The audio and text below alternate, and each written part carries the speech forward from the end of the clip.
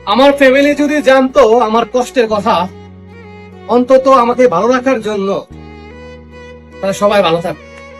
Family বলতে বোঝায় বাবা মা ভাই বোন, বিয়ে করলে ওয়াইফ, এরাই একটা ফ্যামিলি সদস্য।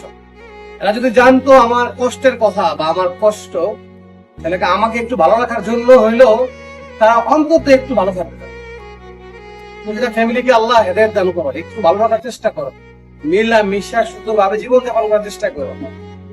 তাদের কষ্টে আমি অনেক কষ্ট পাই, সেটা কিন্তু তারা অবশ্যই জানে। তারপরে কেন এমন করে পুরালাই জানে। আল্লাহ প্রতিটা প্রবাসীর ফ্যামিলিকে হেদায়েত দান করে, কারণ এই প্রবাসে একটা প্রবাসী অনেক কষ্ট করে। দিন শেষে যদি ফ্যামিলির মুখে একটু হাসি পায়, একটু ভালো কথা পায়, ফ্যামিলি বলতে ভাই ভালো কথা কয়, মা একটু ভালো কথা কয়, বাবা একটু ভালো কথা কয়, আরো যারা আছে ফ্যামিলির সদস্য সবাই যদি একটু ভালো কথা কয়, তাহলে একজন প্রবাসী যে টাকা বেতন পায় কষ্ট করে চেষ্টা করে আরো কিছু টাকা জমায় বাসায় পাঠায়। তার নিজের চিন্তা করেন, ফ্যামিলির চিন্তা করেন।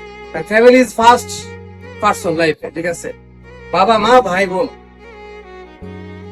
আল্লাহ এদেরকে বোঝার জন্য তৌফিক দান করুক, আল্লাহ হায়াত দেখ, এরা যেন আল্লাহ ভালোভাবে চলুক এবং ভালো মতো চলে আসুক। ফ্যামিলি যেন আল্লাহর রহমতে ভালো থাকে, এটাই বাস্তব।